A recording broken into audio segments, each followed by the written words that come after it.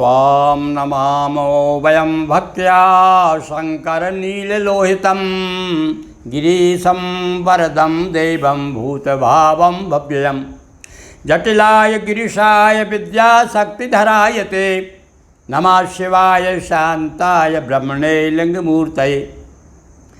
गणपति गुरु गौरी गिरा, गणपति गुरु गौरी गिरा, ज्ञान गम्य गिरिजेश, गिरिमोहन गुरु पर कृपा करें हरे हर क्लेश। विधि विष्णु शिव कृपा से, विधि विष्णु शिव कृपा से, सृष्टा पालनहार काल रुद्र जो है स्वयं, उनको नमन हजार। काल रुद्र जो है स्वयं, उनको नमन हजार। बोलिए उमापति महादेव की जय, गुरु महाराज की जय। प्रिय बंधुओं, अनेक दिनों से हम पुराणों की कथाओं के अंतर्गत अभी तक हमने आपके सामने सर्वप्रथम संक्षिप्त नर्मदा पुराणम, संक्षिप्त शिव पुराणम, संक्षिप्त गणेश पुराणम, संक्षिप्त देवी भागवत पुराणम और संक्षिप्त भागवत पुराणम, इतने पुराण आपको हम सुना चुके हैं। और अब विगत 4 माह से स्कंद पुराण चल रहा है। भाई देखिए, 18 पुराणों में भागवत पुराण के ही समकक्ष, बल्कि उससे भी बड़ा, सबसे बड़ा पुराण यदि कोई है तो वो है स्कंद पुराण। ये भगवान स्कंद की, भगवान गणेश की और उनके पिता श्री भगवान शिव की परम कृपा मानते हैं कि हमने इतने बड़े ग्रंथ को सार रूप में कहने का साहस किया और उनकी कृपा से हम आधी यात्रा पूरी कर चुके हैं। और आगे एक से एक बड़े विचित्र विचित्र कथाएं भगवान शिव की और भगवान विष्णु, स्कंद पुराण में विशेष रूप से भगवान विष्णु की और भगवान शिव की समान रूप से कथा है। और यह बात तो सभी कहते हैं भाई, चाहे वो भगवान शिव को मानने वाला हो या भगवान विष्णु को मानने वाला हो, दोनों समान रूप से सम्माननीय हैं। एक यदि वैष्णव ब्राह्मण है तो दूसरा शैव ब्राह्मण है। दोनों को जिस प्रकार से भगवान शिव और विष्णु में कोई भेद नहीं है, उसी प्रकार से शैव और वैष्णवों में भी किसी प्रकार का भेद नहीं होना चाहिए और ना मानना चाहिए। तो देखिए, आज हम पुनः, अभी हमने विगत प्रसंग में तुलसी का विवाह आपको प्रस्तुत किया था 2 चौपाइयों में, और अब हम कुछ मासों की महिमा बता रहे हैं। मार्गशीर्ष महीना, अभी कार्तिक के बारे में बताया, कार्तिक महीने में कौन कौन से व्रत पढ़ते हैं और उसकी महिमा क्या है। आज हम आपको मार्गशीर्ष यानी अघ्न के माह के बारे में बताएंगे। इसके बाद में आगे वैशाख माह के बारे में चर्चा करेंगे। तो अलग अलग प्रसंग लेकर के स्कंद पुराण में व्रतों की, नदियों की, तीर्थों की विशेष महिमा गाई गई है। और अभी प्रसंग चल रहा है गंधमादन पर्वत पर रामेश्वर भगवान, रामेश्वर की कथा आपने सुनी। और रामेश्वर से आगे चलकर कौन कौन से तीर्थों को जाना चाहिए, उनकी यात्रा करना चाहिए, उनकी क्या महिमा है, वह हम समय समय पर आपको बताएंगे। आज आप सुनिए मार्गशीर्ष मास की महिमा। मार्गशीर्ष हूँ मास में यज्ञों में जप यज्ञ। भगवान ने गीता में, भगवान श्री कृष्ण ने गीता में स्वयं कहा है कि मैं मार्गशीर्ष में माहों में मार्गशीर्ष का महीना हूँ। और यज्ञों में कौन सा यज्ञ हूँ? बोली यज्ञों में जप यज्ञ हूँ। मतलब यज्ञों में सबसे श्रेष्ठ यज्ञ कौन सा है? बोली जप यज्ञ है। इसीलिए अधिक से अधिक हमको भगवान का भजन करना चाहिए, जप करना चाहिए, मंत्रों का जाप करना चाहिए। तो मार्गशीर्ष हूँ मास में यज्ञों में जप यज्ञ, स्वयं वचन श्री कृष्ण ने फिर भी हम अनभिज्ञ। हम फिर भी अनभिज्ञ है। ये भगवान स्वयं श्री कृष्ण गीता में स्वयं वचन अपन उनका कहते हैं। स्वयं उन्होंने वचन दिया है कि भाई यज्ञों में सबसे श्रेष्ठ यज्ञ है जप यज्ञ है, और महीनों में मार्गशीर्ष यज्ञ मास है। सुनिए आगे कथा कि नंद गोप गोकुल के वासी, सदा रहे व्रत के अभ्यासी। और जो गोकुल में भगवान श्री कृष्ण के जो बाबा थे, नंद बाबा, वे भी बहुत व्रत करते थे भाई। नंद गोप ने अगहन मासा नित्य स्नान किए उपवासा। अब ये हम नंद बाबा की कथा सुना रहे हैं कि सबसे पहले उन्होंने भी अगहन मास का बड़ा उपवास किया था। हो प्रसन्न श्री हरिपति आए, स्वयं पुत्र बन करके आए। पुत्र के रूप में जिनके आंगन में स्वयं सच्चिदानंद भगवान श्री कृष्ण खेले, वो उसके बारे में बताया कि किसकी महिमा है। बोले भैया अगहन मास का व्रत किया था नंद गोप ने, इसलिए भगवान श्री कृष्ण पुत्र के रूप में उन्हें प्राप्त हुए।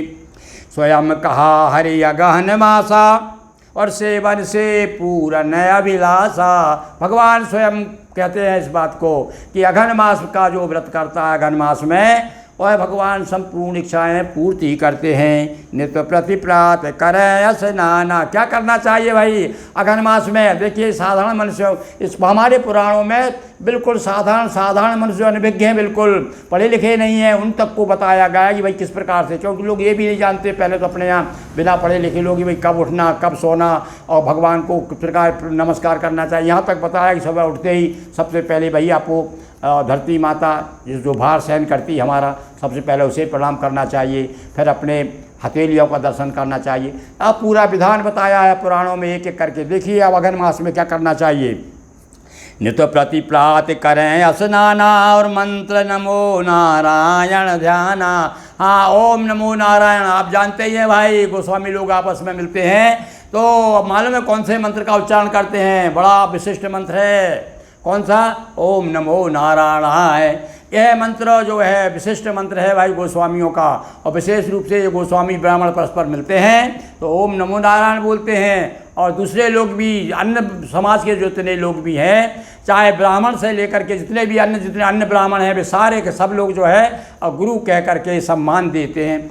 और तो मंत्र नमो नारायण ध्यान और के सबके चिंतन की पद्धति सुनिए, इससे बढ़ती ममूर्ति। और भगवान के सब, भगवान श्री कृष्ण के चरणों में प्रीति होना चाहिए।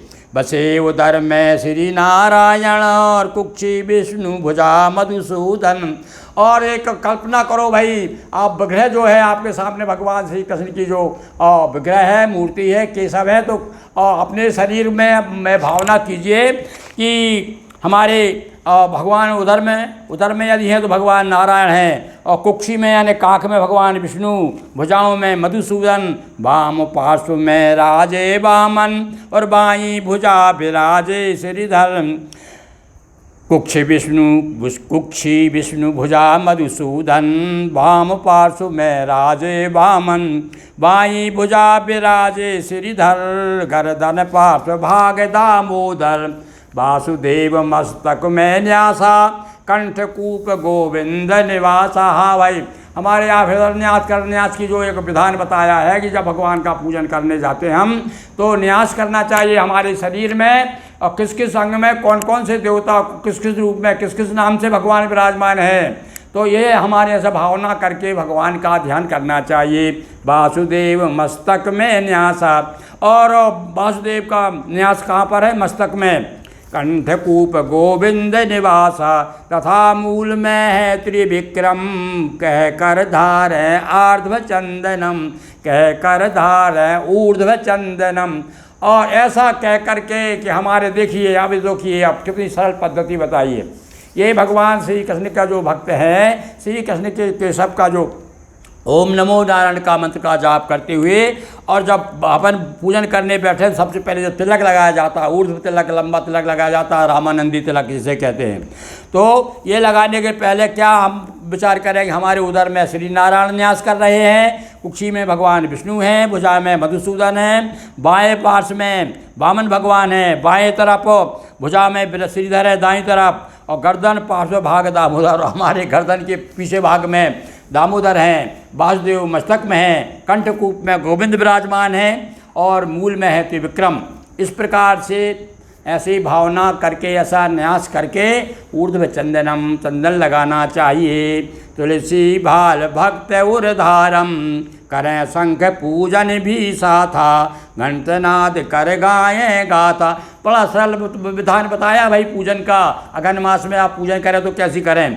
शंख की पूजन भी करना चाहिए, घंटनाद भी करना चाहिए, घंटा भी बजाना चाहिए, और गाय दुग्ध से 12 पूनम, 12 नहीं 12 यानी द्वादशी, द्वादशी तिथि को विशेष जो अघन मास में द्वादशी तिथि से लेकर के पूर्णिमा तक, द्वादशी त्रयोदशी पूर्णिमा यानी 3 दिन अघन मास के विशेष बताए हैं। क्या करें उस दिन? गाय के दूध से भगवान को स्नान कराएं, ध्यान धरें और करें पूजनम। जल पुष्पादि शंख में रख कर पूजन करें, अर्घ नित्य देकर, भगवान को अर्घ दे करके जल में थोड़ा सा, शंख में थोड़ा जल लें और उसमें शंख में जल लेकर के थोड़े फूल रखें और भगवान को रोज अर्घ दें। घंटनाद तुलसी चढ़ा, धूप दे जो दे, घंटनाद घंटनाद तुलसी चढ़ा, धूप दीप जो दे, स्तुति जप अरु नमन से, हरि बस में कर ले ये बोलिए कृष्ण चंद्र की जय। ये भगवान श्री कृष्ण चंद्र की पूजन का विधान बताया है। भाई देखिए, चाहे आप शिव का नाम जपिए, चाहे कृष्ण का जपिए, राम का, चाहे राम कहो चाहे श्याम, सुंदर जग में सुंदर है 2 नाम, और कोई अंतर नहीं है। तो यहाँ पर आगे हम बताएंगे, भगवान शिव की पूजन का विधान भी बताएंगे। अभी भगवान कृष्ण के बारे में बताया अघन मास में किस प्रकार से आप पूजन करें, और 3 दिन तो विशेष बताए हैं। कौन कौन से? द्वादशी, 12, 13 और 14 पूर्णिमा तक, द्वादशी से लेकर के पूर्णिमा तक।